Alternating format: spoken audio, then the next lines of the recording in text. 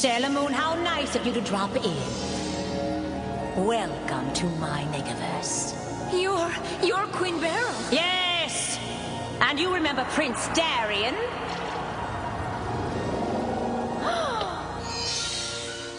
Moon Podcast Escalation!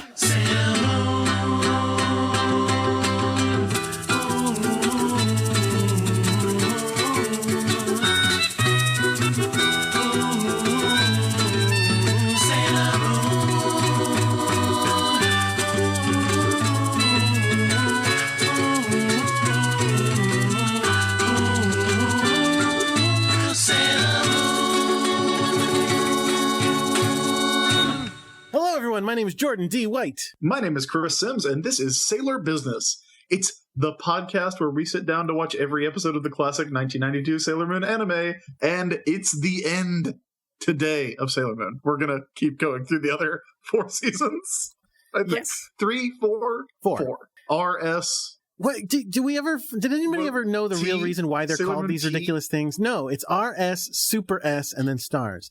Why R in the first place? I think people have told me it stands for romance, but I'm like, so call it Sailor Moon Romance? I don't know. I don't get it. It doesn't make sense. Well, we should ask our guest that, because our guest knows a lot about Sailor Moon.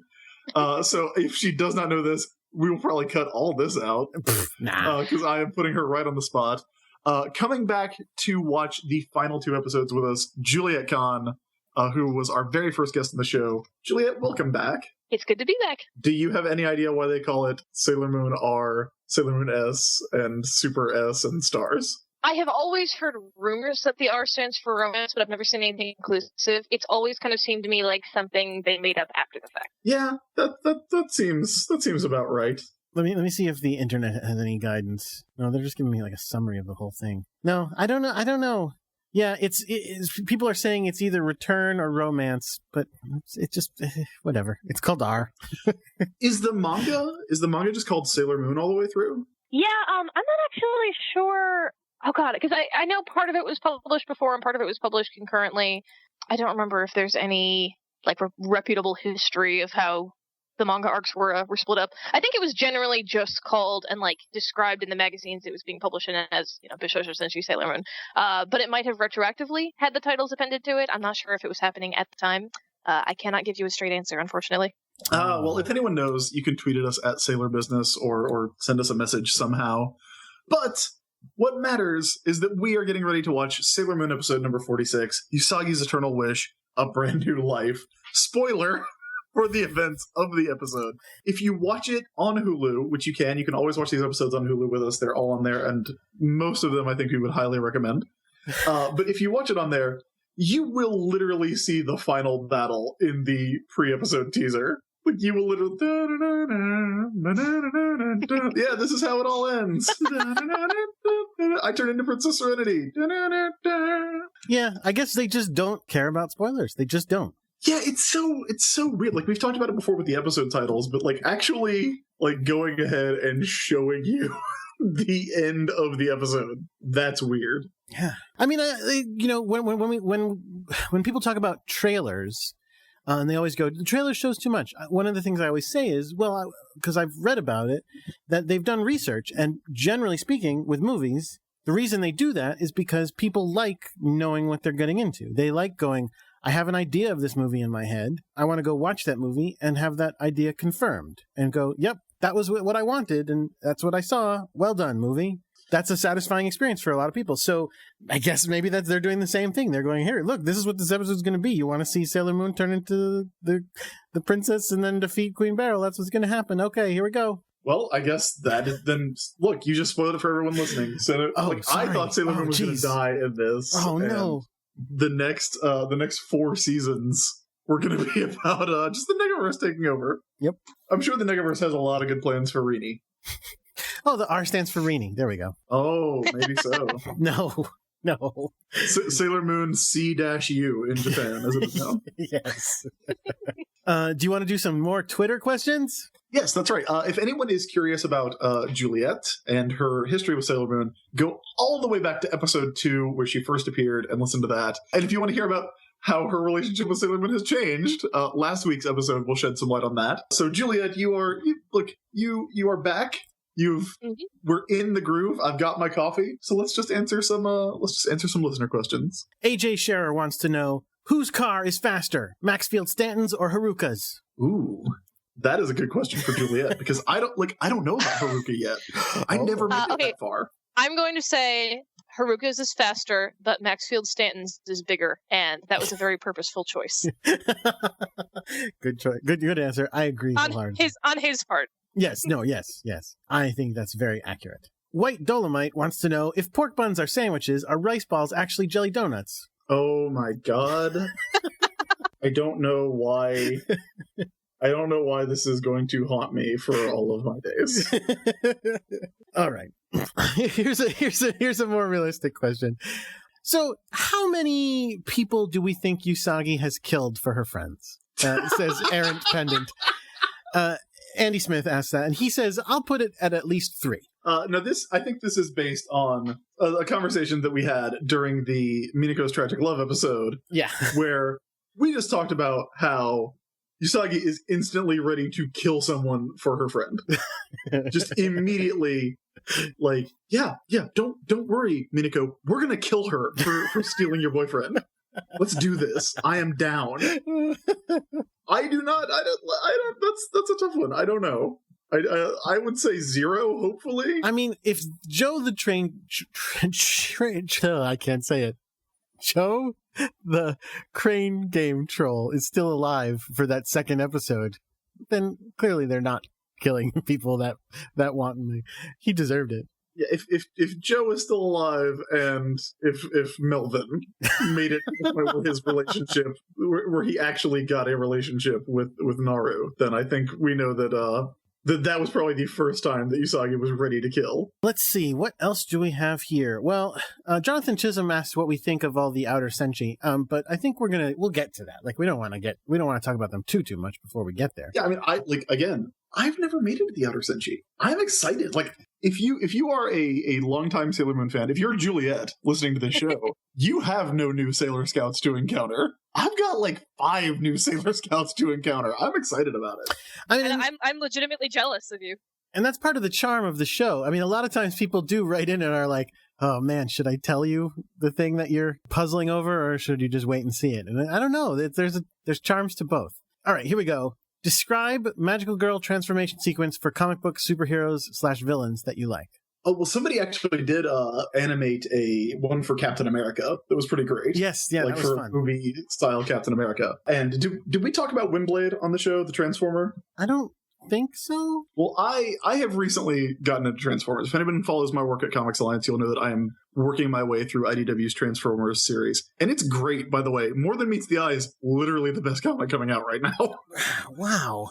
And that includes one you're working on. But yeah, no, like, Chad and I will readily admit, look, I think Koblish has the edge in the art, but as far as writing, James Roberts writes his way circles around me and Chad. But there's a character called Windblade, and she was a fan-created Transformer. Like, they let the fans vote on her design, her coloring, her, kind of storyline attributes, like where she was from, all that stuff. And they, for one thing, fans overwhelmingly, when you give them the choice, vote for more female Transformers, which is nice because that's a weirdly gender imbalanced line where the only female Transformer for so long was Arcee, who was apparently created as a weird experiment, like in the story. That's a topic for an entirely different time. Like Smurfette. Yeah, like Smurfette. I always forget about Smurfette. Windblade showed up on the current Transformers animated series, which is called Robots in Disguise.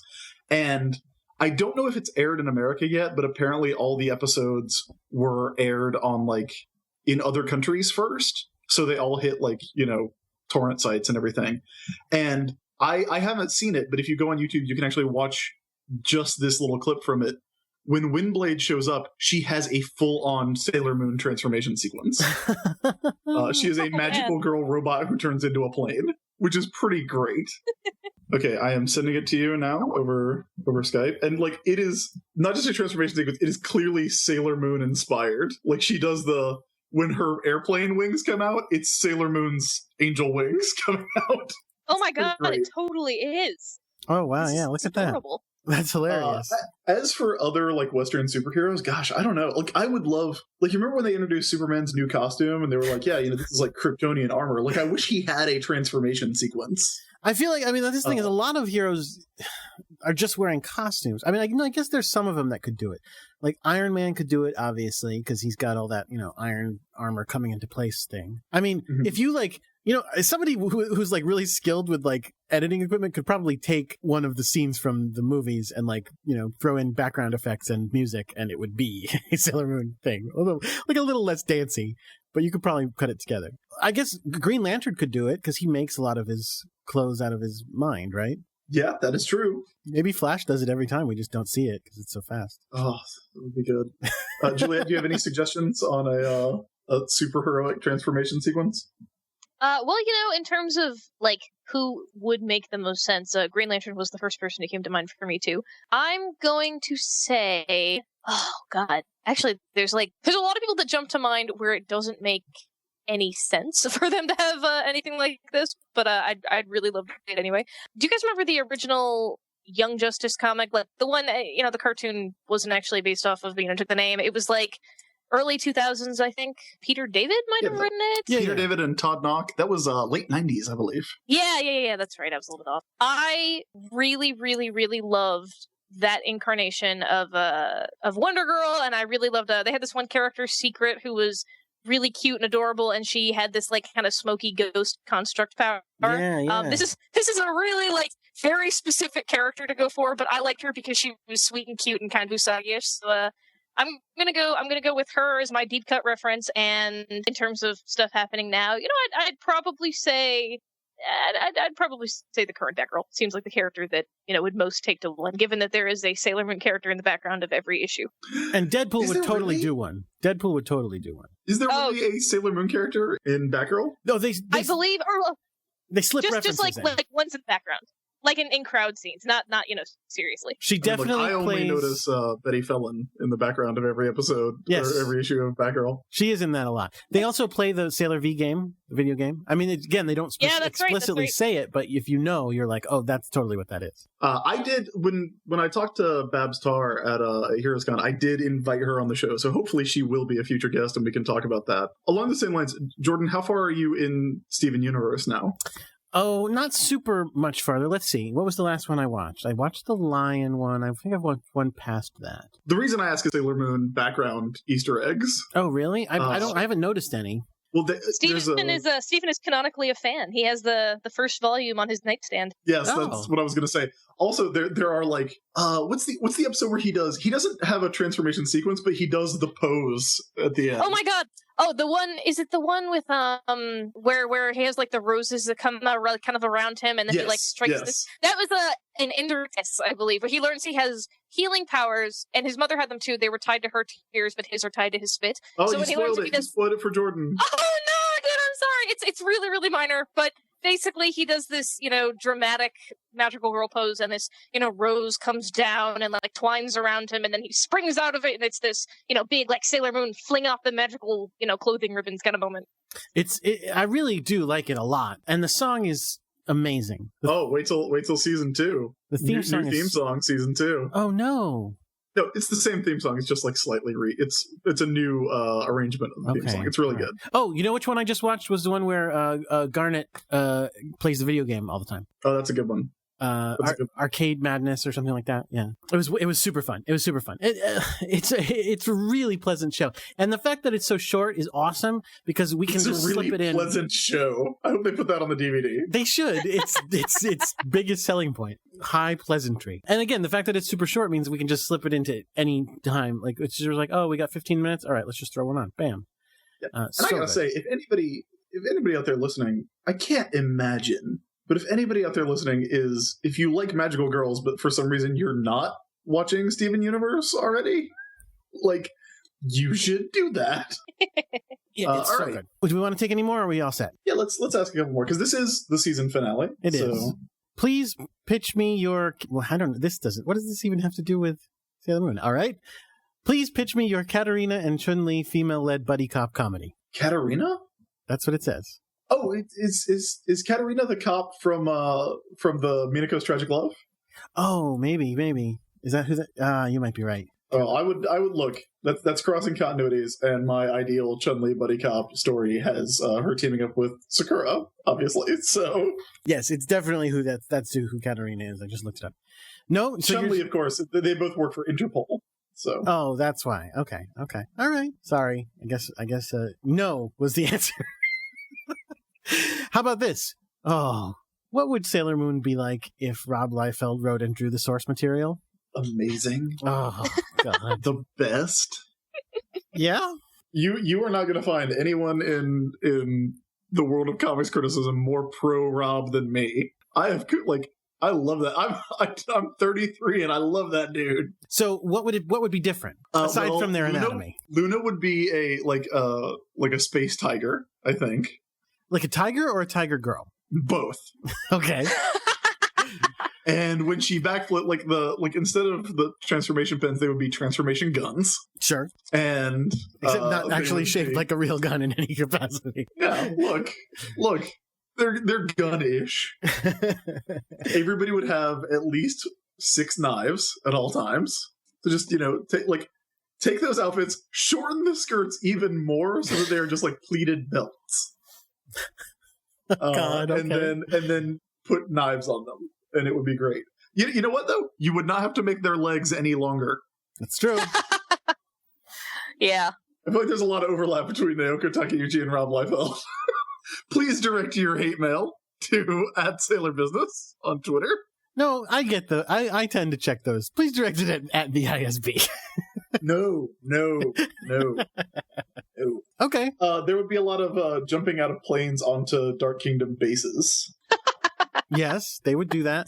Yeah, that last episode would have been totally different. They would have flown over the Arctic in the scout plane that Luna, I guess, flies. And they would have all jumped out at once, gritting their teeth.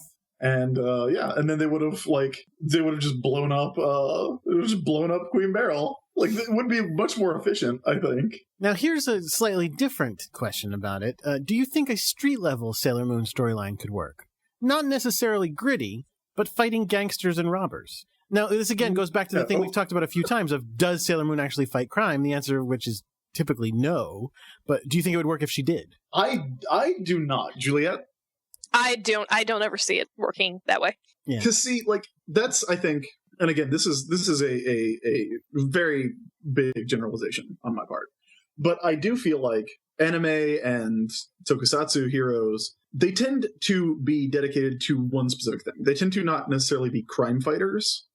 They tend to be dedicated to stopping one particular organization, or in Sailor Moon's case, one particular organization at a time. We've talked about this before, where it's like the weird nature of storytelling is that like all the villains in Sailor Moon are traced back to the Dark Kingdom. They're all like monsters being sent for a specific purpose, as opposed to like Batman, where every month it's a new villain with a new plot to rob a bank or steal a car or whatever. And it's the same way in Kamen Rider. It's the same way in Power Rangers. It's the same way in across a lot of things. Like, there are very rarely heroes that take that Western style approach to having a rogues gallery.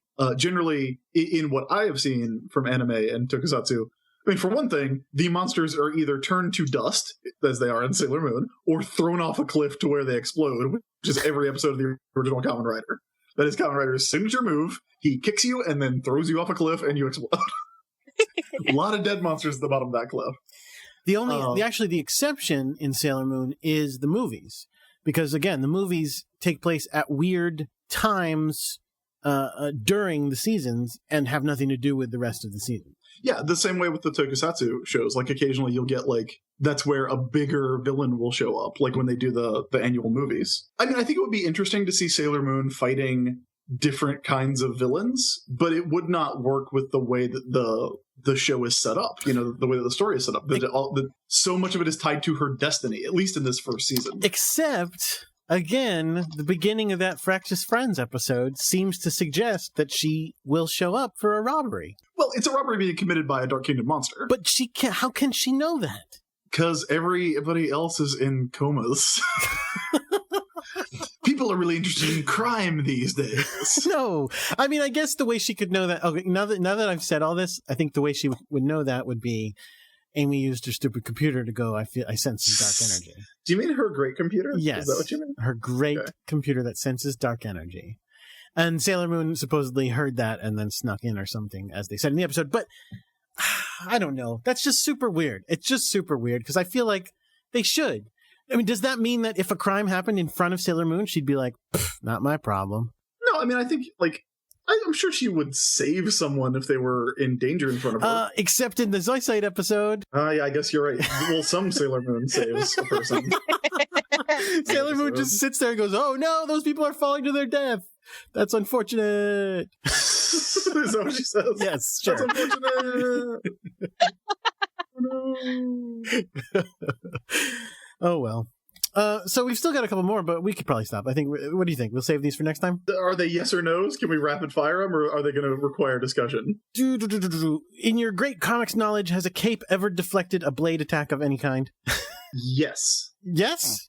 I guess Yes. Batman, right? But he has like a Batman's reinforced cape, is right? weighted. Yeah. Yes. Whereas Tuxedo Mask shouldn't, though, right? No, Tuxedo Mask is like he rented that from a formal wear store. So So yeah, if you have a crime fighting cape, then yeah, it can deflect a blade. but as we have established, they are not crime fighters, so Well, right. Here's one.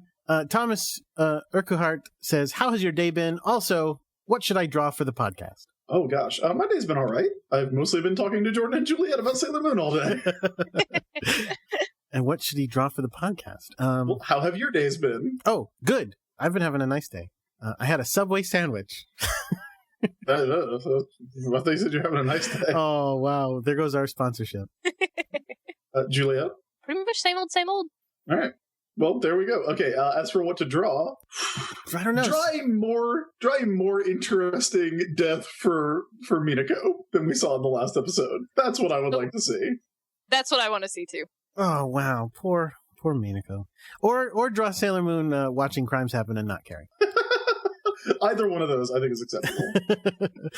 Excellent. All right. Well, let's get to the final episode of Sailor Moon. Yeah, let's do it. Chris, do you have anything you want to summarize for us, or Do we have like 5 seconds? do you mean hours, or Do we have like 10 seconds? 10 seconds? All right, we can do 10 seconds. On your mark. I just need like 5 seconds. 5 or 10? 1 second. Can One I just have, second. like 1 second. Just All a right. real quick 1 second. On your mark. Get set. Go. Okay. Sailor Moon's friends have all died. And now she's going into a hole in a glacier to fight Queen Beryl. I lost count. I'm sorry. That was like half a second. I got like half a second left. Okay. Then you can finish. She's- Go ahead. She's Cancer, her blood type's O. She's 14. Good thing you got that in there. Well, in case we need to give her a transfusion, right? Yeah. All the scouts died in... I wrote down the order if you want to make sure you're eating your M&Ms in the proper order, Karen Healy style. Jupiter, Mercury, Venus, Mars, and now Sailor Moon is alone going into the Dark Kingdom's headquarters, which is at Point D in the Arctic. And Tuxedo Mask came out of the microwave. What color? He's a Hot Pocket again. Tuxedo Mask is brown, I guess, right? Oh yeah. I think that was the rule. I was trying to figure out. Like I was like, I mean, he's kind of pale, Jordan. Actually, No, but I mean, no. Tuxedo Mask was the brown M&M. I think so. So it goes green. He was represented by the brown M&M. green, blue, yellow, red, and Orange, then- green, blue, orange, Oh, right, red, right. brown, yes, and then I guess the yellow ones are Sailor Moon. and you So never eat the yellow No. ones. Oh, you eat them last. All right, let's do this. The episode All right, starts. this is episode 46, Usagi's Eternal Wish, Brand New Life. All my friends have I'm gonna died. kill Queen Beryl. So yeah, it starts with her basically doing the same thing she did at the end of the last episode, thinking about her friends and going, I didn't want to do this, but I'm gonna do this because you guys died, and it means you mean so much to me that I'm gonna go fight to the death. Here we go. Queen Beryl opens the show, swirling the energy in her crystal ball and going full Danzig, telling Sailor Moon, I'm going to show you what hell is. And then Which is pretty she great. immediately kills her, and the episode's over. Yeah. Now, that's not what happens. But it might as well have, because what she does is she zaps her with some shit, which just teleports her inside the base so they could fight. And I went, considering how wholly unprepared for that Sailor Moon was, she should have just killed her just there. It's a weird comedy pratfall Right. at the beginning of this episode. Like, she's like, what? And like, it could have annihilated her. She could have gone, oh, well, while I've got her, I'll just drop her in a volcano, like a real volcano with lava at the bottom. Like, Sailor Moon might as well be dead, but she's not, thankfully. Oh, one thing I didn't mention that happened in the teaser for the episode is that instead of saying, I'm Sailor Moon and in the name of the moon, I'll punish you, she actually does refer to herself as Princess Serenity. She says, I'm Princess Serenity, and in the name of the moon, I'll seal you away. Yes. Which, again, that's what happens at the end of the episode. Spoiler. So she drops Sailor Moon in because you know why? She's not interested in killing her. She's interested in making her jealous. She drops her into the Dark Kingdom and turns on half a light, exposing half of Queen Beryl's body. And she's like, hey, I'm here to be evil. You might notice that my hand is in shadow. Can you guess what's happening? Because what is happening is, secretly, that is where, I was going to say Tuxedo Mask, but actually Prince Endymion is on his knees kissing her hand. Mamoru Chiba, a.k.a. Darian Shields, a.k.a. Tuxedo Mask, a.k.a. Prince Endymion, a.k.a. Moonlight Knight. No. Not yet. Not yet. A.k.a. future Prince Endymion. King Endymion in the future, I guess. King Endymion, I guess, yeah. Yes, the reach on there on his knees, kissing her hand, and less kissing her hand and more just like lips stuck to her hand, frozen as a statue. Like he's not actively kissing; he's just pressed, and that's it. Yeah, look, that's how Queen Beryl likes her men. And then she says, "Hey, do me a favor, kill her." And he goes, "All right." Whips out his giant sword and tries to cut her to pieces. Chop up the moon pudding for me, right quick. Slice the pudding. Now, Sailor Moon does the sensible thing. Immediately. Moon healing escalation. Heal. She goes, no, you're not going to be able to heal him. I brainwashed him so hard, he will not heal. He's got Queen Metalia's dark energy in him now, so he cannot be moon healed. No, and also she's still inexperienced as a princess, which is like, what? That's okay, whatever. Again, they treat being a princess as a skill, which I think Look, being a princess is a skill. It involves dancing. It involves skiing. It involves tiara throwing. All the things that we have seen that they've used to identify the Moon Princess. Those are princess skills. So skiing, frisbee, and dancing. That's it. So he knocks the moonstick out of her hand, and then he hits her with what I like to call his electros. Because that's good. Yeah. That's good. Write that down. Black rose that hits her and then wraps vines around her, grows a bunch of rose heads, and then electrocutes her.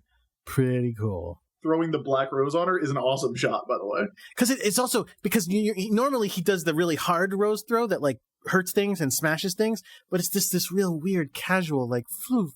The rose is just like flinging like a real rose would do, not like a weapon. It's like he's throwing it on her grave. Oh, it's awesome. Oh, well put. It's also the most badass attack he's like ever done in the history of the show, and unfortunately, he does it on his girlfriend. Yeah. Well, it's weird the skills he keeps and does not keep from this time. So yeah, like that would be a nice one to use on monsters next year. Nope, not going to happen. Nope. So he's he's electrocuting her. She's like having memories of all him calling her names. Right, the romance for the ages. It is. And then he comes over to first kick her. He just walks over and gives her a swift kick, which is pretty brutal. Surely that was cut out of the Deke version. Because that is like, it's always so weird whenever we see like actual violence in this show. Because the violence in this show is all like you said, it's throwing roses really hard or shooting, sparkles out of a moonstick.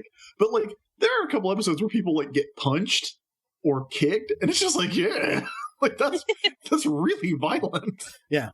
No, they definitely cut him kicking his girlfriend while she's down, which is nice that they took that out. Then he picks her up by the neck and is strangling her. By the way, his fingers fit around her neck. I wrote this down. It's like he's holding a soda can. Yeah. Oh, God. His fingers go all the way around her neck. How thin is her neck? Very thin. There's or no he way has a neck really that small big hands. could support a head that large. So he's holding her up by the neck, ostensibly choking her and electrocuting her, I guess, because there's a weird electricity effect happening, giving her crazy looks. And then Queen Beryl's like, that's enough. So then he throws her on the ground. Again, very violent. And then she goes, cool, now cut off her head. And he's like, all right, here we go. Can do. Walks over with his giant sword, ready to chop her head off. Now, Juliet, this is a conversation that we've had with past guests. I don't know if you've kept up with the show since you've been on, but we've had a kind of ongoing question. How far does the brainwashed Endymion Queen Beryl relationship go? Oh, that's a good question. I like to imagine that she just sort of keeps him attractively posed, around her, in her vicinity. She's like, oh, Endymion, go sit, go like recline, about a yard away from me, so I can just sort of look over and enjoy you when I want. But I don't think that it goes much beyond that. I think he's basically a finely made vase to her. Endymion, could you get those files? No. The one's in the bottom drawer. Okay, but for real, yeah, pretty much. It's interesting because that was something I actually started to notice when I was rereading the manga and rewatching the anime. Particularly the manga though. Takeuchi loves having her like evil queen characters brainwash Tuxedo Mask and having and intimating some kind of romance there. There are forever calling him out and being like, oh, Usagi, wait until you see my secret weapon. And then he comes from the shadows and, and his eyes are hazed over and, she'll make him, kiss her and then like kiss her brooch or something. Actually, the final villain in Sailor Moon makes him kiss her boots, actually. Nice. And it's one of those things where the longer you read it, it's like reading I love Adam Warren, but it's kind of like reading Empowered where you're like, a lot about the creator's private life by the time you're done with it. Yeah, no, he's brainwashed and in peril many times throughout the series, but I don't think that he's ever really more than a very attractive face to the various people he's enslaved to. Do you think that Tuxedo Mask's greatest weakness is being brainwashed or being crystalled in the back? I'm gonna say brainwashed actually, because the crystalling happens less and less as the series goes on. Okay, because spoiler warning, he's about to get crystalled in the back again. So he raises his sword up above his head. It's worth noting the look on his face as he's about to chop her head off. He's totally into it. Like, he's not conflicted. He's just like, yep, I'm content. This is my life. I'm about to chop a girl's head off. And Sailor Moon, her first move is, sadly, I kind of wish they had even gotten into it more. She pulls out her kill move. She pulls out her Moon Tiara magic very quickly and tiaras him in the chest. Now, if this were slightly less of a children's show, I imagine a version of this where huge amounts of blood are spraying out of his chest as the Moon Tiara burrows its way through him. That's not quite what happens, but it does hit him real hard, and it does seem to be like grinding away at him for quite some time before he falls over. Yeah, and it just hangs in midair, which means it's just like spinning against his chest. Yeah. Which is why, like I said, in my mind, I'm going, it's showering the whole room in blood. But that's not quite happen. So you think it's like a buzzsaw? Oh, yes, exactly. I'm expecting a buzzsaw. He does not get dusted, though, like most monsters do. And in fact, he doesn't even die at all. Which is, again, that's why I kind of wish they had hammered it a little harder, that it's like, oh, she went the distance and went, I have no choice but to kill the guy I love, and then he still didn't even die. And she's like, nope, it's going to take more than that to defeat him. He gets back up, and he's about to chop her head off again. Now he's even like going crazy, and that's when she chooses to pull out the moon locket. Yeah, like, since this buzzsaw blade can't stop him, she's just going to sit there and he's going, what about jewelry? It's pretty crazy. So she pulls out the locket, it's playing the theme song, and she's like... which I love. Like, that happens all the time, and it is my favorite thing when there's an object in the show that will play the theme song of the show. It's my fave. Like, I love that the Power Rangers watches play the theme as their ringtone. Yep. I love it. I love it every time it happens. And she's just like, this was our locket. Don't you remember? I don't want to fight you. Like, we love each other. I love you. Everything's beautiful. Please, please, please, please, please, please, please. He reaches out, he touches the locket, and somehow touching the locket showers him in energy and enables him to be transformed back into the Darian Shields we all know and love. I would like to note that the animation of him being, purified by the locket, and the sort of shimmering overtaking him and him becoming this silhouette and like hanging in midair, and then he collapses, is frame for frame recycled in Sailor Moon R, the movie. Oh, that's great. Yeah. No, I didn't realize it until I was watching it last night, and I find it strange because I understand, animation recycling happens, but it's a pivotal moment that is then rehashed in one of the movies, and well, I guess I can't say it now, but it is a funny coincidence between two characters that you will get when you see it. But also, just surprisingly, weirdly, not lazy, because I get, that it happens. But it was a bit of a funny coincidence that maybe somebody else out there has noticed. I was proud of myself for catching it. We're gonna get a lot of recycled animation before this episode's over. That's true. BT dubs. Aww. They go into a weird dream sequence, or like mind sequence, where we flash back to great moments in their relationship history, including her sticking her tongue out at him, which is pretty great. And then we get this weird scene where young Darian, or young Mamoru, I should say, waking up right after his parents' accident, going, "Who am I?" And somehow she's he, immediately going "Oh, I can't remember anything. I'm all alone." Immediately understanding the metaphysical repercussions of amnesia. His parents were philosophers. They don't mention that. No. And somehow she's there with him, and she's like, "No, you're not alone. I'm here." And then all of a sudden he's adult age, and he's like, "What? You're here with me?" And we're like, "Yeah, well, it's going to be nice." And this has restored him to his good guy status. He throws down the sword, and he collapses. He's weak from it all, You know who doesn't like this happy reuniting is Queen Beryl, who's just sitting by watching. She's nice. She lets them have a minute for themselves. Yeah, she gives him a little. She gives him a little bit. But then she goes, "You're going to pay for this." She creates a giant Zoisite style crystal spike, raises it high over her head. It's huge, which is hilarious. It's so big. It's huge. Yeah, no, it's like a fence post. Like, it's enormous. Yeah, it's massive. And massive fence post. Chucks it at them, and he, in return, chucks back a rose. The rose splits the crystal into a zillion shards. He tackles Sailor Moon to the ground and takes the shards to the back, while his rose embeds itself into Queen Beryl's boobs. And they start cracking. Yes. As does her dress. Yeah. Well, because she's a crystal, right? She's made out of beryl, I guess. Is that? I don't know. Yeah! Sure, why not? Evil rocks. Evil rocks. Her rock person facade starts breaking apart, so she sinks into the ground and escapes. Watching this again this morning, for a minute, I honestly thought, I was like, wait, is that how Queen Beryl dies? Well, here's the thing. I've seen this episode before multiple times, and I was like, does Queen Beryl just, go into the floor? The answer is, though, kind of yes. Kind of? Yes. That's kind of the biggest victory he's ever gotten, because he basically just defeated Queen Beryl. But what about the rest of the episode? Well, you'll see. Yeah, we've got 14 minutes left. But that's basically the end. So then I'm sure you love this part where he's dying and he says, "Go back to being a normal girl and find yourself a cool boyfriend."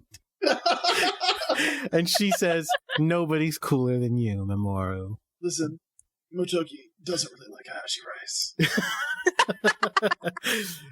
Also, he's not into middle school girls, so... Yeah, you're going to have a rough one on that one. Oh, and then he dies. Here's the thing. So glad that we don't have to go through 3 more seasons of that guy. Oh, God. So glad we are done with him forever. You mean 4 more. And, yeah. I'll tell you, again, I talked about crying when Sailor Mars died. I did not cry in this episode. Well, that's only half true. I did not cry at this episode. I did tear up a little bit at the end of the Deke episode, but only a little bit. We'll get to that part.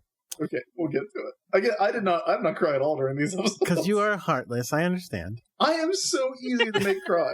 I am the softest touch in the world. But no, these episodes did not get me to weep. That's fine. With the death of Tuxedo Mask. I do like how we get a flashback when Tuxedo Mask dies. I will say, I do feel like this half of the episode is a little superior to the other half, because so much of it is about Usagi and Mamoru's relationship and how they've been together and they've been adversaries and they've, like their relationship has been very interesting and evolved in a very interesting way, which, I make fun of Mamoru because he sucks real bad. No. But also, like, I do kind of like the way that it's like, she's got a crush on him and he's got feelings for her, but then, like, in their secret identities, they're adversaries, or they're allies, but then they're adversaries, and then they're allies again, and they're adversaries again for completely different reasons. Like, I really like the way it changes, so I do feel like the emotional impact of this part, because it's not doing it 4 times, and it has a lot of room to breathe, and, like, the first time you see it, you're like, oh, shit, is Tuxedo Mask dead? Wait. You mean this episode is better than last episode? I thought you meant for a second. I thought you meant the first half of this episode was better than the second half of this episode. You're saying this whole episode is better. I mean, episode 46 is structured in a more engaging way than episode 45. Oh no, that is what 45 way better. I have to agree with Chris. I think it just has a lot more momentum. Okay. I like the Scouts a whole lot more than I like Tuxedo Mask, but I think the structure of the episode is better here. Beryl goes into the floor, and she comes out. Yeah, she's basically dying. She's like, you know what? Like, this is going to be it. And she goes to Metalia and says, Metalia, you have to give me the power. But then again, this gets to the whole weirdness of Queen Metalia and what is she and what is going on. Because then what happens is, yes, the power goes from Queen Metalia to Queen Beryl. Does that mean that they're the same person now? Does that mean this is now Queen Metalia and not Queen Beryl? I don't know. In my notes, I called her Super Queen Beryl. Sure, yeah. But does that mean Queen Metalia is just a power-up that could talk? Effectively. I mean, like, she's talked up a lot, in the manga and the anime. It's like, oh, she's like the power behind it all. But really, effectively, like, functionally in the story, she is just a power-up that can talk. All right. I mean, it's a little weird. Or, like I said, or they become like a combined entity and she's not really Queen Beryl anymore, which is also possible, but whatever. Well, I mean, we've talked about this, and, Julia, you're a bigger fan of the manga than I am, but, like, I feel like Queen Metalia is completely vestigial to the plot. Like, there is no need for Queen Metalia at all. Like, there really isn't. Like, I mean, I remember really clearly being like 10 and buying the little like floppies that Mix or Tokyo Pop or whatever it was at that point was putting out, and I was like, oh man, Queen Metalia is going to be a big deal. They keep name dropping her, and like, every time she's depicted in the manga and the anime, she's just that sort of weird cloud with a kind of face sometimes, and I'm like, oh, okay, this is going to be big. This is going to be big. Beryl's going to go down, and then Metalia is going to take the stage, but she doesn't really. And ultimately, I agree. I don't think she was totally necessary. It's like she's just sort of this like entity of malice, and that's bad, but like she never really takes the stage. I mean, like, okay, we see here she kind of imbues Beryl with her power, but really, like, she could have totally just been done away with. It could have just been like Beryl is bad, the story, and I would have been okay with that. They cut her. It was a little bit disappointing. They cut her out of the Deke entirely. Like it's just Queen Beryl. I mean, there's no reason. Again, they've been building up energy all this time. There's no reason that couldn't have just been the energy well. And she's like, exactly. I have to use all the energy in order to beat her, so I'll just take the full energy, and then she does that. You know what I mean? Exactly. That is exactly what I think it is. So meanwhile, Usagi is lying on top of her dead boyfriend's body. Why not? Why not? And she's. I do like that at this point. Queen Beryl says, "Give me the power to kill that despicable girl." Yes. Yeah. So Usagi's about to kiss her dead boyfriend. And then she goes, no, I'm not going to kiss you. I can't kiss you because all my dead friends are not allowed to kiss the boys that they like. So it would be wrong of me to kiss your dead body for that reason. Which is a really weird scene. I have no idea what that's about. I mean, like, that's super weird. It's a gesture of solidarity. I mean, kind of an empty one, but it means something to her. So then she gets up and she goes, I'm going to go do the real fight. You watch me do my best. So she goes outside. Queen Beryl. Well, then we get to see the new Queen Beryl. And again, she kind of looks like Queen Beryl. She's got different colors. She's player 2 Queen Beryl. That's what she looks like. Well, but her costume is a little different too, right? Like, yeah, it's like deeper cut. It doesn't have as many little accoutrements. She's lost her crazy tiara, but she does have the shoulder spikes, which I always liked. Yeah, it's just like slightly different costume and a slightly different look. She still has the shoulder spikes, but she doesn't have the ear spikes anymore. Yeah. Then it's worthless. Then it's worthless.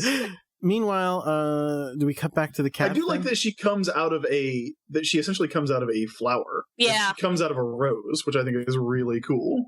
Yes, that is true. Like her evil transformation sequence, not as good as Misha and Janelin, but still pretty good. Still pretty cool. So Super Queen Beryl shows up, and Super Queen Beryl in her red dress, so now you know it's serious, is going to start fighting Sailor Moon out in the tundra. They have gone outside. We get some more determined walking, which is always nice. I do like the little scale shot where you see how big Super Queen Beryl is. Oh yeah, she's enormous. Yeah, she's huge. And She's also, like Godzilla size. And also, I love the shot of Sailor Moon walking, because yes, she does the determined walking, but they have the background stuff moving so quickly that it looks like she's like absurd how fast she must be walking. Like she's doing a regular pace walk, but everything is going like right by her. Also, Queen Beryl has enormous hands. Yeah, it's because she's going to fight you with them. Go look at Jim Aparo as Batman sometime. Huge hands for fighting. Queen Beryl throws out some energy, which is a thing she will be doing in a curiously similar way a couple times in this episode. One of those big ice towers forms, and when the smoke clears, Sailor Moon is no more, and the moon pudding has arrived. Meanwhile, back in Juban, all the lights are going out. The events at Point D in the Arctic are causing a blackout in a neighborhood of Tokyo. I mean, I guess that means the lights are going out for the whole world? It has to mean this is happening worldwide. Yeah. Although there is literally like a swirling thing of energy directly over Juban. Yeah. So I kind of think it's not. I kind of think it's people, like, if you were looking at, like, if you're like watching the news, you'd be like, yeah, there's like some weird meteorological disturbances in the Arctic and in this one area of Tokyo. So the cats are having a talk, and a frantic talk, because Luna is like, we got to get to them. And Artemis is like, no, we can't. And Luna like, says, out of my way, I'm going to Point D. Yes. Well, and she's like, we have to go, because if we don't go and tell Usagi not to, she will use the ultimate battle ender from the crystal, just like her mother did, and then she will die too. And we have to go and stop her. Now, I don't know what their alternate idea was, but it doesn't matter because they can't do it anyway. They just know there's a good chance she's going to die. Yeah. So that's sad. Whereas I think in the Deke dub, they're not talking about that at all. They're just going, oh man, I hope she's up for it because she's got to save the world. Yeah. Artemis, by the way, is like, look, I know she's going to die, but that's the only way to do it. Yeah. That's what it's got to be. Get bent, Artemis. Cut back to, I mean, and again, she's enormous. She's Godzilla fighting against a tiny little teenage girl. And they're like, all right, let's just start blasting each other. What do you say? And they do. They just do the shoot energy at each other and it makes contact in the middle, and it's pushing back and forth, and who's more strong? Stronger is also the way to put that. Don't know what you're talking about. This is an important point, because this is where, in the Deke dub, they use the song Carry On, which is awesome. Do you remember this song? Anybody but me? I do not. I love that song. Yeah, it's a great song. The lyrics are, here I'm standing in the night, my crescent wand the only light, alone against my darkest fear, but I know my friends are here. From each the power I need, the evil queen we will defeat. That's very specific to these events. Yeah, it's not a relatable song, particularly. The chorus, though, is give me the strength to carry on. With all our love, we can't be wrong, or something like that. So that's a little bit more generic, more pop songy. Now, Jordan, we're recording this a couple weeks in advance. You have time to learn this song. I'm going to try. I'm going to try to do it. The end of this episode, if I'm awesome, then Carry On will be at the end. And if not, then I'm lame. That's my pledge. Okay, well, we will find out, won't we? Fingers crossed. I did it last time, so hopefully I can do it again. So they in the Japanese version, they just play the theme song again. Yes, they literally play the theme song. Absolutely. So the same thing. It's the traditional thing of we're both so powerful, but it's who's going to win? Who's going to win? She thinks about the Sailor Scouts to get strength. And what's funny is this is another difference between the Japanese version and the Deke. In the Japanese version, she literally is just remembering moments of that she talked to them. She's thinking about Amy talking about studying. She's thinking about Rey being like, mind your own business. I'm not going to smooch Ichiro. And she's thinking about Makoto being like, I don't care if that guy has a girlfriend. I'm going to go for it. And She then thinks about Minako and then thinks about something else. she thinks about Minako in that specific terrible Minako flashback episode. Whereas in the Deke version, she thinks about The thing that them. I wrote in my notes. Oh, yeah, what? The thing that I wrote in my notes is Minako is 3 pieces of white bread trying to be a sandwich. Oh. That just means that someday she's going to be a club sandwich. Yeah, look. Minako is great. Once they find the meat, Sailor V. they just got to I find want the meat. Minako to be good. Like, she's really good in the episode where everybody gets sick. Yeah. With Chibiusa. That's a great one. That we're going to be watching in like 15 weeks or whatever. But like, ugh. All right. She's rough in this one. She's going to get better. She's going to get better. But in the Deke version, instead of just remembering, they're all talking about wanting to help her. Amy's like, you got to let us help you, Sailor Moon. And Mars is like, yeah, stop being a jerk and saying we're not supposed to help you because we're going to help you. Like, you know, and so it's all like that. Yes, stupid. Don't be a dipshit. And then we get the awesome big moment of the episode. Chris, you want to describe the big moment of the episode?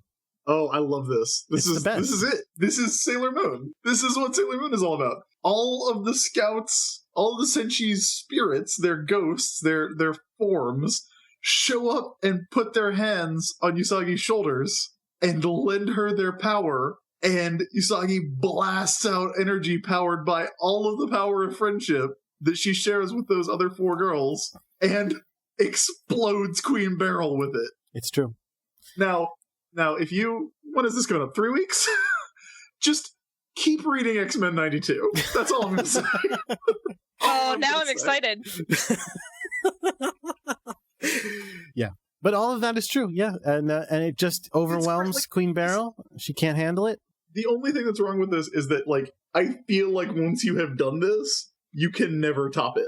What's great This is like the biggest thing in Sailor Moon. I love the animation of Queen Beryl dying too, because it's like the friendship energy ball has flown towards her and like blasting her to atoms, like as it goes across her. So like first her hands are like charred and then blasted apart, and then her arms, like it like slowly destroys her. It's pretty crazy. Yeah, like the animation is fucking awesome. I love it. It's so great.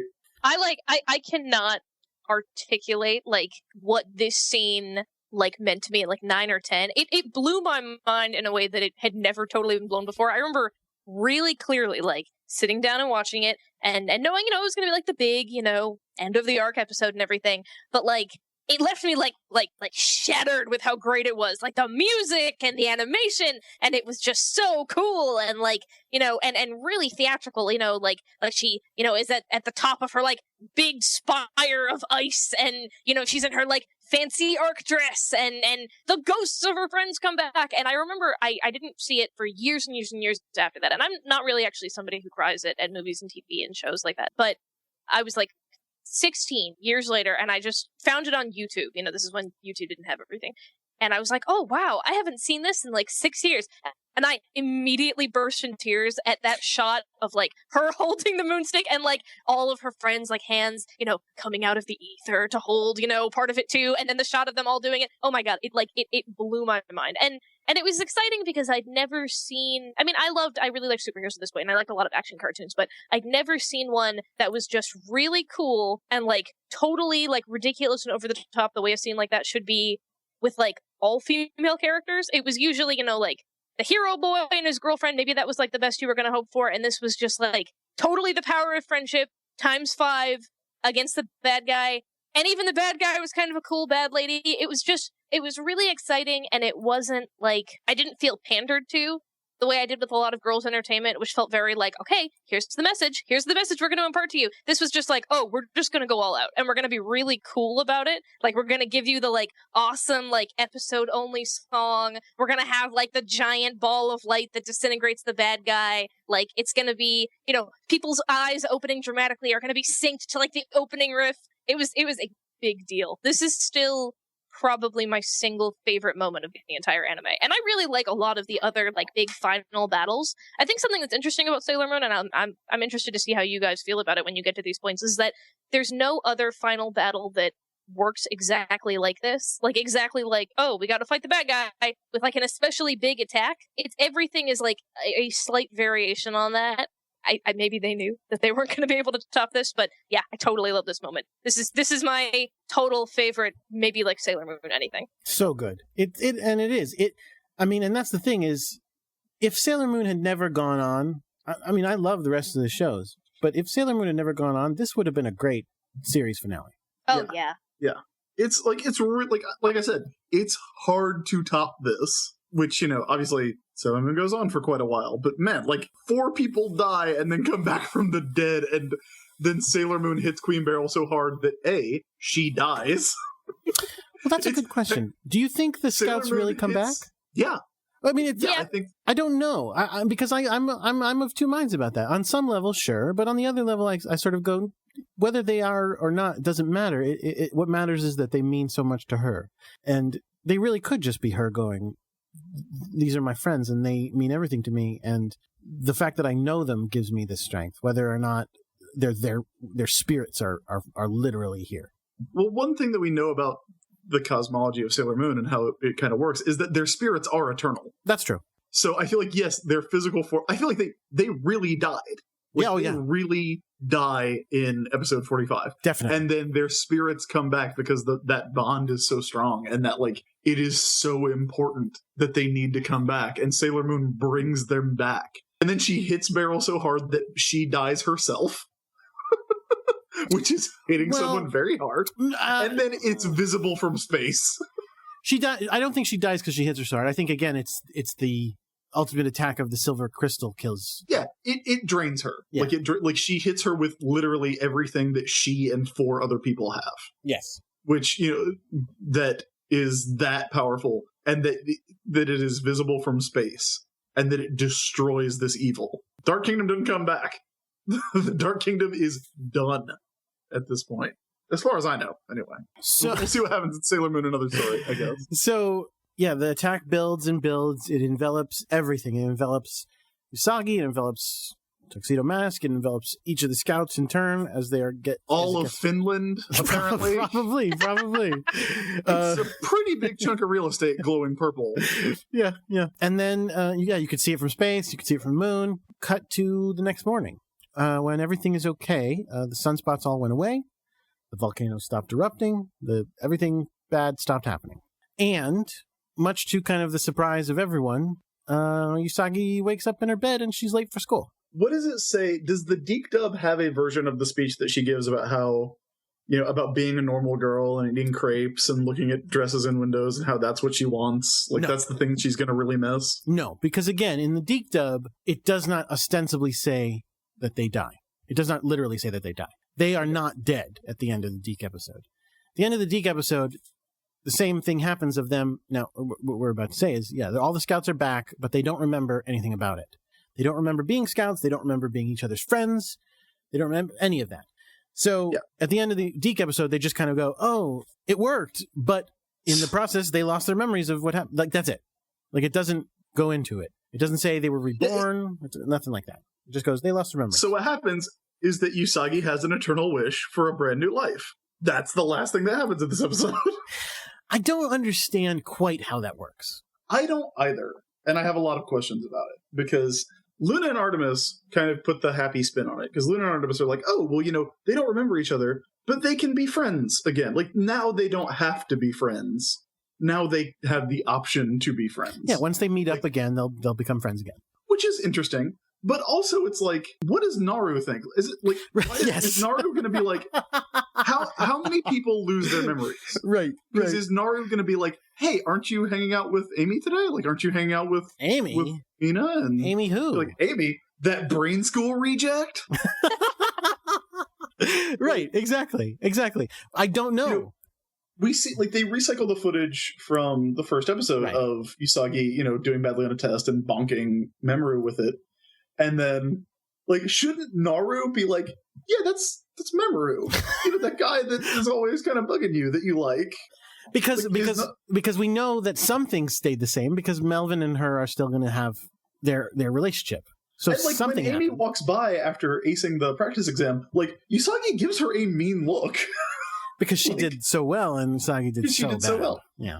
But it's, like, it really makes me wonder, like, how is this supposed to work? Like, does it just Is it like a one more day situation where everybody nobody it all just fits? I mean, I think the real thing is what I said. I think it's that, and correct me if I'm wrong. Maybe I'm totally off base, but my guess would be when they planned it, they were just like, well, this might be it, and if this is it, that's it. Like what happens is they're never Sailor Moon again. They're fine. They're normal kids, and everything's good.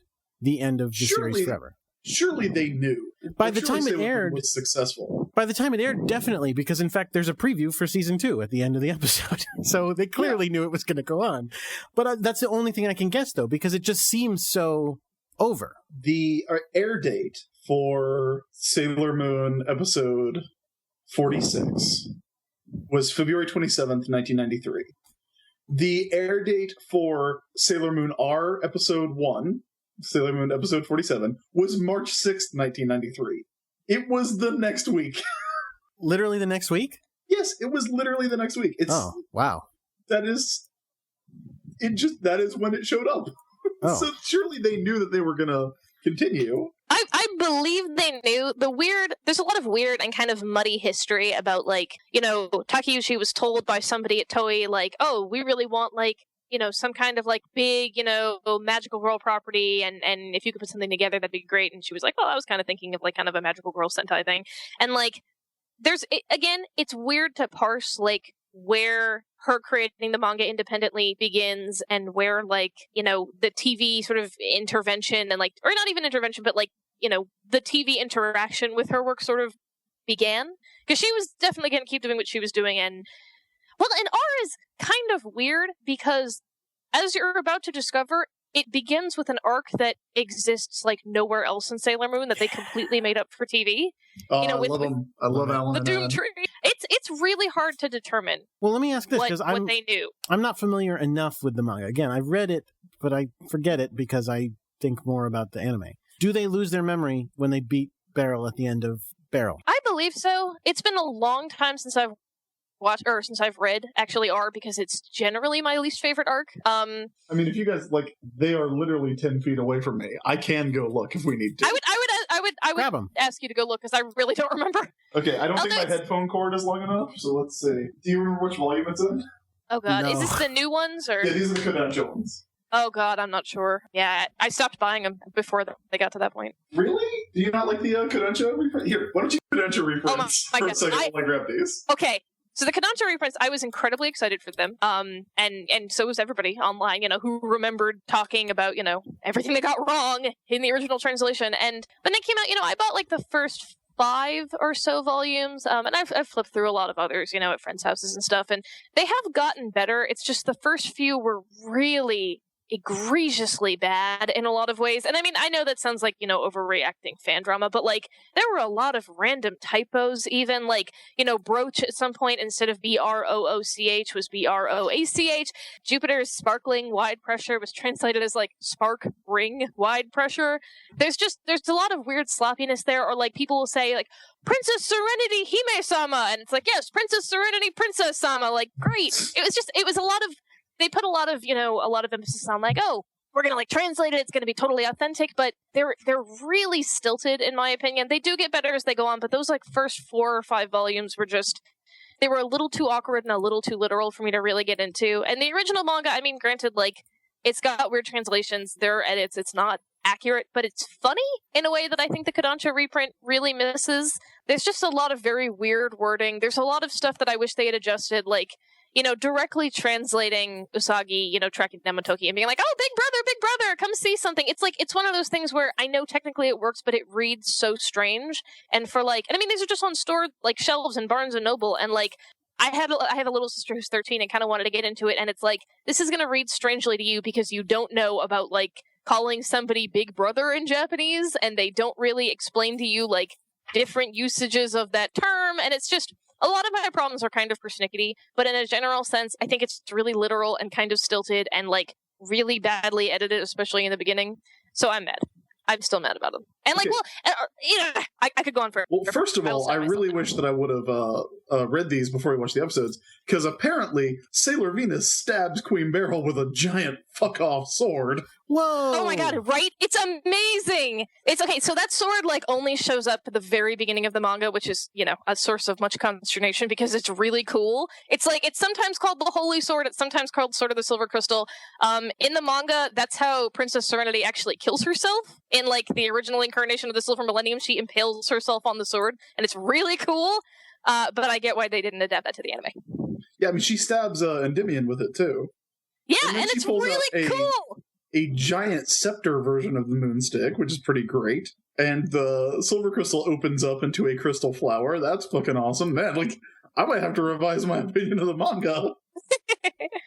Let's see. That's awesome. Yeah, like I wish I would have.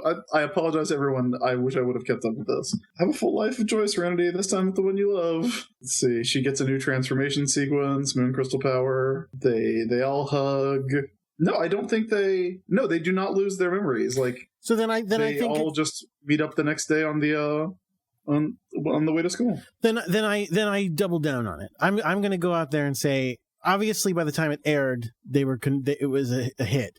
But probably when they planned the 46 episodes, they must have been like, if it's just the 46 episodes, we're going to do a good ending. And then immediately Chibiusa falls out of the sky right on. Ruins everything for her. Ugh.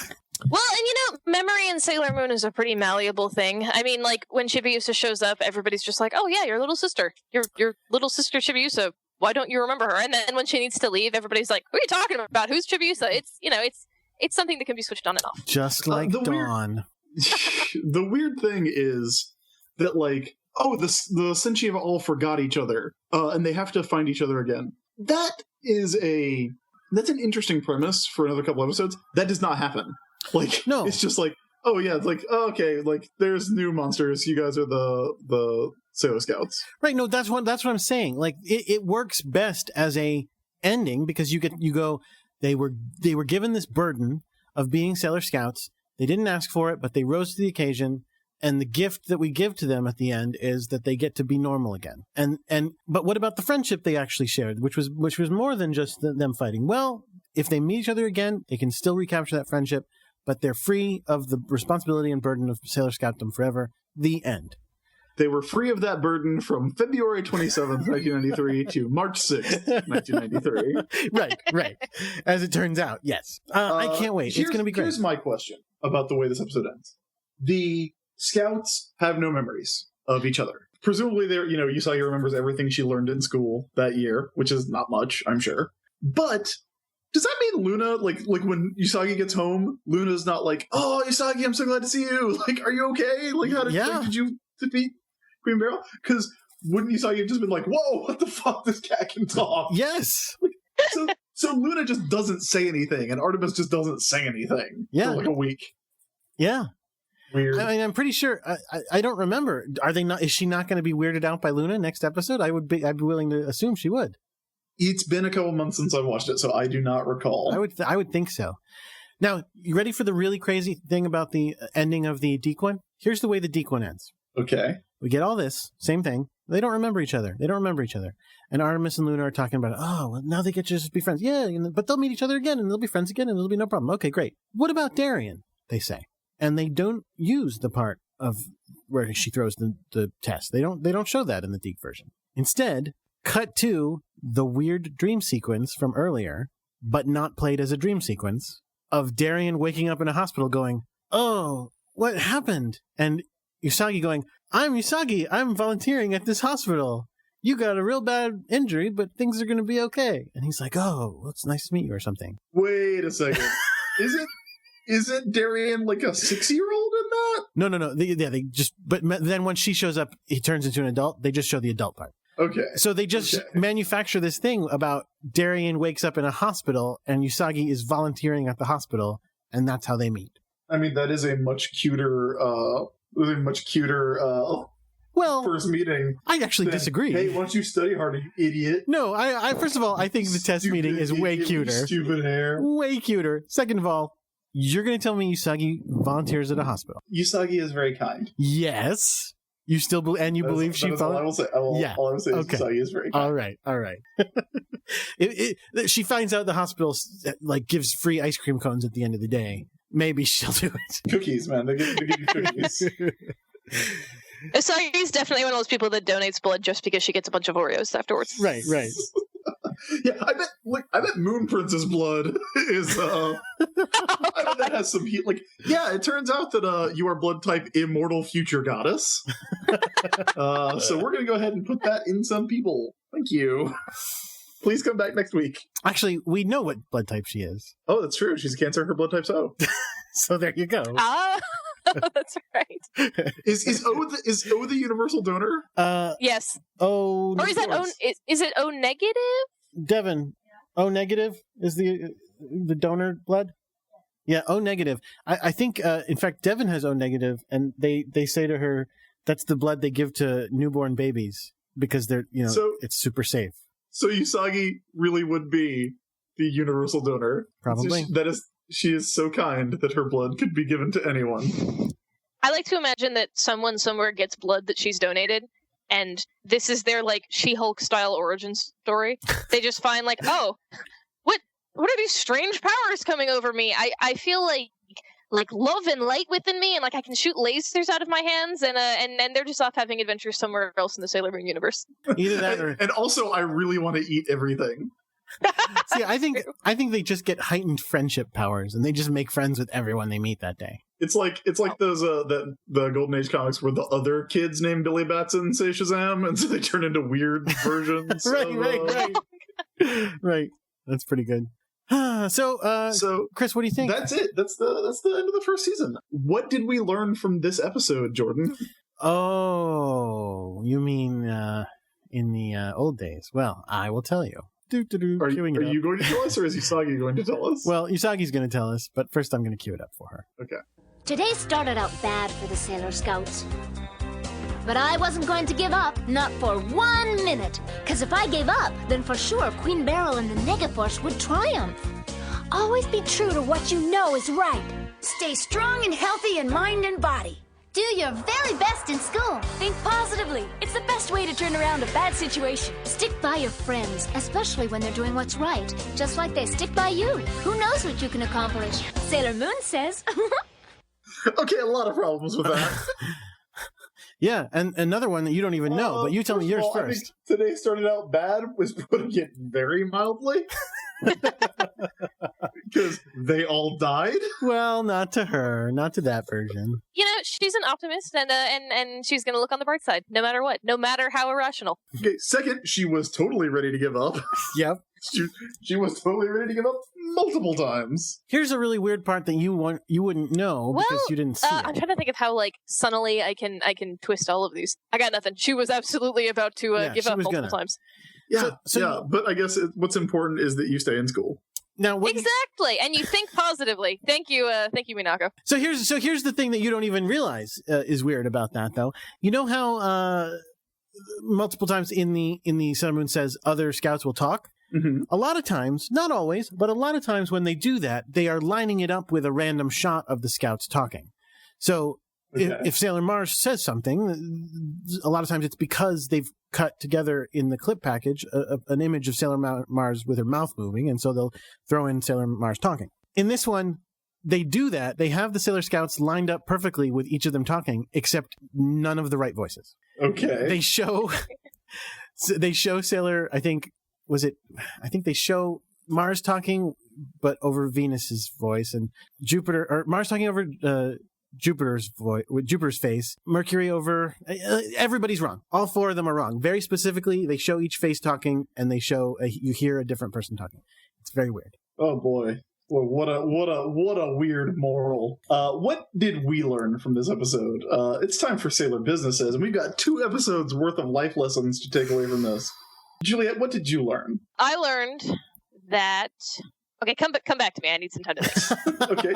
Jordan, what did you learn? Oh, man. What did I learn? Well, I learned... I don't know what I learned either. Surely one of you had to learn something. Chris, what did you learn? You know what I learned? I learned that roses are more conductive of electricity than any of us might have imagined. That's science. Electro. You can look that up. Yes. The Electros. The Electros is pretty powerful. I learned that sometimes someone can love you very much, but that is not going to stop him from getting stabbed in the back with crystals multiple times. Or from being brainwashed and making out with someone else's hand and hopefully just standing in the corner looking pretty. Ooh, I learned two things. Oh, okay. First of all, a second ago you had learned nothing. Yeah, so and then I remembered two things I learned. First of all, I learned that you cannot logic someone into not dying by saying, but you promised, and that would make you a liar. It doesn't work. And second of all, I learned that Queen Serenity, all she had to do was go, oh, wait, and I get reborn too, and she would be alive right now too. That was all it took. We learned not to lie lest King Enma tear out our tongues in hell. Very true. Exactly. And that does it. Like, again, like I do like these episodes. Talking about them as a whole, I think the second one I like a little better because it is, purely for my own taste, it does have that really good action scene. Like, I love the way that they get Queen Beryl. I love the scouts showing up and putting their hands on Usagi's arms and channeling all their friendship and the importance. I love that. That's so great. Like, and everything, like, lend me your strength. Like, yes, I love it all the time. And even though I like the scouts better than I like Tuxedo Mask, the fact that they at least have room to let that plot breathe a little more than just kind of rapid firing, like, oh, what does Makoto do? She likes the arcade guy? Fine, throw him in there. Like, I do think it works a little bit better. I think it's a very good season finale, even though I prefer a different type of episode. So that's, I don't think we are not having the, hey, can you skip this one argument for the last episode of Sailor Moon. No. But yeah, you definitely have to watch this one, but I do prefer the second half to the first. Juliet, how do you feel about it? I agree. I prefer the second half to the first. I like it. It's hard to separate my genuine appreciation of it as an episode from my intense nostalgia, but I do really like it, and I think it's a really strong moment in the series overall. I agree that the end sequence is like the best sequence, again, maybe in the whole series of the Scouts and Sailor Moon defeating. But I still like the previous episode overall a little bit more. I just really like the previous episode, which is fine. Everybody likes different things. Oh, yeah. Look, you're gonna have to watch it anyway. It's pretty good. I forgot to mention also, I'm not doing a cover of this other song. At the end of this, they also have another of the Sailor Moon soundtrack songs, if you have the old Sailor Moon soundtrack. When they wake up and everything's new, the song A New Day, It's a New Day, I think it's called, it plays. Not that great of a song, but it's fine. It's fine, and it's nice that the whole soundtrack is so cheesy and wonderful that I recommend it. But I'm not covering that one. I'm going to try to cover Carry On, and hopefully you'll hear it in a moment. Okay. This has been a fun time, and we're done with Sailor Moon. Guys, we're done. We're 46 episodes in. Yes. We will... But we still have 154 to go. Yeah, something like that. Time is ticking. The countdown has begun for when Rini shows up and ruins the show. Oh. No, but I think if you enjoy the Silver Crystal episodes, like the Rainbow Crystal episodes, you are going to really enjoy the Doomtree saga, the Alan and Anne episodes. Love it. Oh yeah. Juliet, before we let you go, where can we find you online? I can be found as Prynette, PRYNNETTE on Twitter, Tumblr, whole bunch of places I'm forgetting, or you can just Google my name and find me wherever I can be found. You can find me on Twitter at Crackshot with a 0 for an O. You can find our terrific production person who does the edits at JJ_Mason on Twitter, and you can also find